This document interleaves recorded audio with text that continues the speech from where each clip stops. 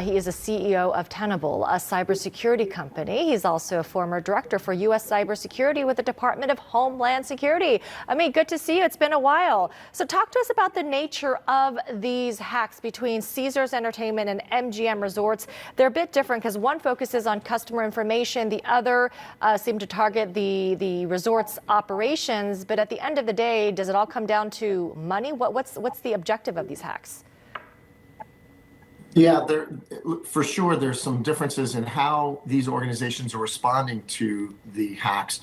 But an organization known as Black Hat, it's a ransomware group, is targeting Las Vegas casinos. We've seen them target other organizations in the past. And in this case, they've been successful gaining access. And we've seen these casinos impacted. We've seen them filing 8Ks with the SEC over the course of the past week. Yeah, tell us how they're gaining access. I mean, I was reading about social engineering, basically hackers posing as an IT support employee. That's a little concerning. It is concerning.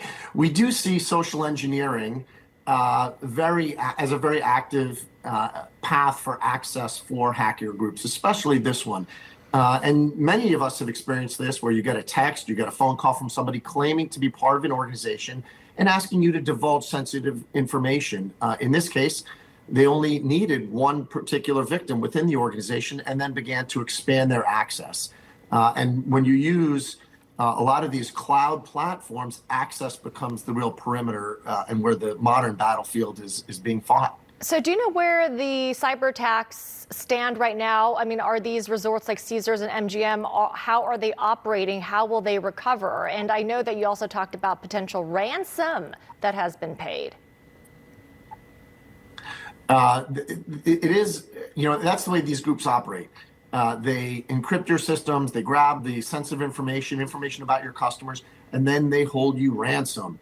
And they expect you to pay the fee. In one case, Caesars has filed and told the market that they've paid $15 million, about half of what was being asked of them. In MGM's case, where the damage and the ongoing operations seem much more problematic, they were hacked and they decided, we're going to take our systems offline. Or at least that's what the hackers are alleging, that MGM themselves took the systems offline to prevent further damage. And there's been significant impact. We see casino floors impacted. We've seen room doors impacted. We've seen ATMs impacted, and it's disrupting their customers. How big of an issue, and I guess a priority, is it for these large entertainment companies and resorts, to find ways to prevent becoming a target/victim? Well, Amara, I think that's the key point. We need to shift from how do you respond when a breach occurs, and of course we need to be prepared, but we need to shift organizations like casinos and other businesses to be much more proactive in their security. How do you assess the integrity of your environment? How do you assess where you have vulnerabilities? And how do you fix, how do you remediate? How do you better protect and enhance your security prior to these breaches occurring?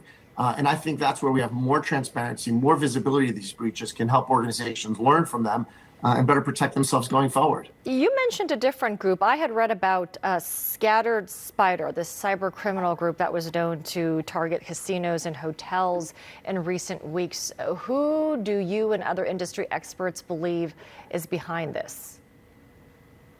Yeah, there's a lot of confusion on the naming convention because many security companies and many security researchers actually track these hacking groups by different names. So you'll hear the name Black Hat, you'll hear Alvi, you'll hear Scattered Spiders. All of these actually refer to the same hacking group. And in this case, they're believed to be fairly young, 17 to mid-20s age, English-speaking hackers, unlike some of the other hacking groups we see coming out of Russia, Eastern Europe, or China. Amit Yoran, we're going to leave it there. Thank you for your time. Still ahead, emergency teams in eastern Libya are searching for thousands of people who disappeared after catastrophic floods hit the region. We are live there with the latest.